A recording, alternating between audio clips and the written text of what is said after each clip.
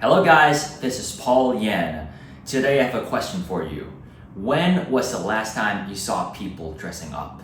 Are they businessmen? And if you live in New York City, when was the last time you went to Carnegie Hall or Lincoln Center? If you did, how many of these people were dressed up? This is a journalistic channel under the 10 Minutes History that explores the correlation between the decline of orchestral concerts and dress-up culture.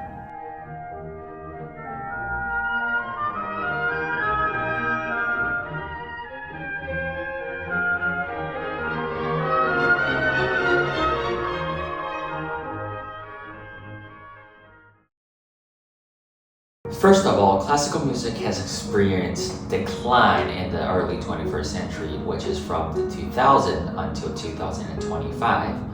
First, according to Google Trends, which is an index that shows people's interest in searching a specific term on Google, it has shown that people's interest in searching Carnegie, New York Philharmonic, Beethoven, Lincoln Center, which is a concert hall in Upper West Side, New York City, and most importantly, classical music has all declined in half starting from 2004. Second, according to Carnegie Hall's official website, even though Carnegie Hall holds about 150 concerts every season, the study from Impactor Studies indicate that in the United States, live orchestral concerts and opera attendance dropped by 30% in recent years.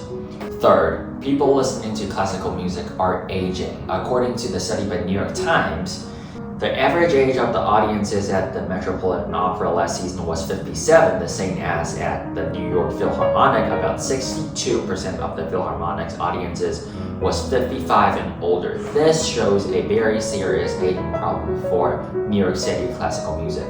Someone may argue that people listening to classical music has always been older no matter the time. It has been the case in the 19th century perhaps. However, according to this television broadcast and images as you can see now, there are more younger people dressed up attending concerts held by Bernstein in 1960 New York Philharmonic compared to it is now. And most importantly, people by then were dressed up attending musical concert, and as you can see these videos following,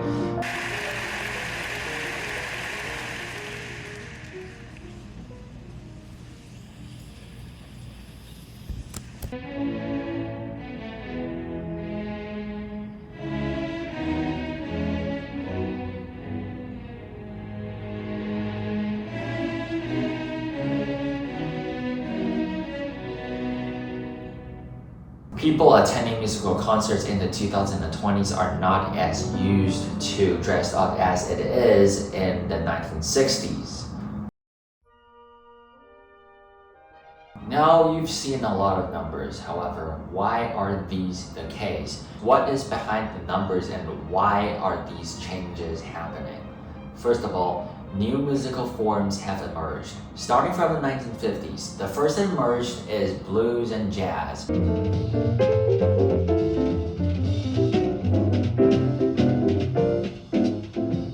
It is played in the pubs instead of in musical concert halls, and moreover, it is country music, it is pop, it is rap, it is hip-hop, that there are so many concerts in the world, not orchestral ones, but popular ones in the world that is about these. This is the first. Second, it can be explained from a sociological perspective. As social tensions and the tension between social class, which we call class conflicts, get intense in the late 20th century, the social status of the classical music has also experienced a decline. Classical music, as the embodiment of the high culture, experienced shocking challenges from other new emerged social classes. And as racial tensions get increased, the identity and the social right and power of the Black community emerges in the late 20th century. There are more rap music emerging in the society, and that challenges the social status of classical music as well. As the social status of classical music is challenged, it is less likely people will actually go to listen to the classical music, which correlates with the idea of dressing up. You wear a suit. Why don't you wear a suit? You're the highest level in this country's office and you refuse to wear a suit. Classical music has not always been a 1.5 hour show that people walk in and walk out and go to bed at 8 o'clock at night. Usually they spend their dinner starting at 5 with a couple of friends and they go to concert at around 7 or 8 and they listen to it until 11. So in most cases, if people actually go to classical music concerts, it is an activity that starts from very late afternoon until very late at night. Which in this case, if they dress up as suit, they will dress up as a culture, as their habit, and as what they will do every day.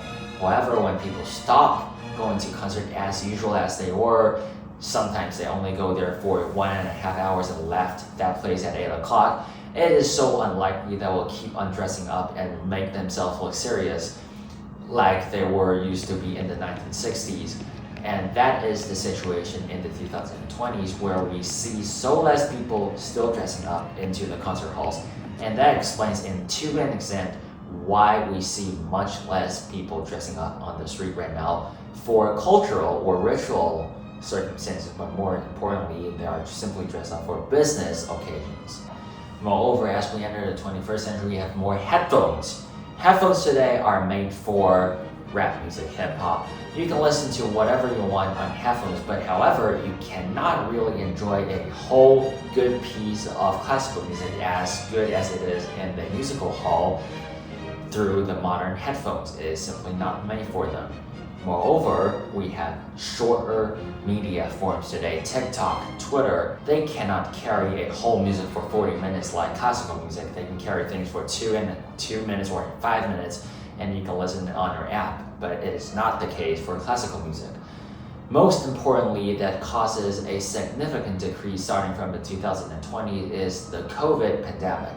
As we enter COVID, the New York Philharmonic has shut down their performance for 13 months, and it has experienced significant decline in attendance rate after COVID. And the situation is starting to get better starting from 2024. This all explains why classical music has always been in such a terrible situation starting from the 2020s. However, these are all speculations and hypotheses. Next week, we're going to interview people on one of the most classical music active area in New York City, which is the Upper West Side, and to see if classical music is really declining in its most active area, and what are the reasons that causes people to stop entering the classical halls.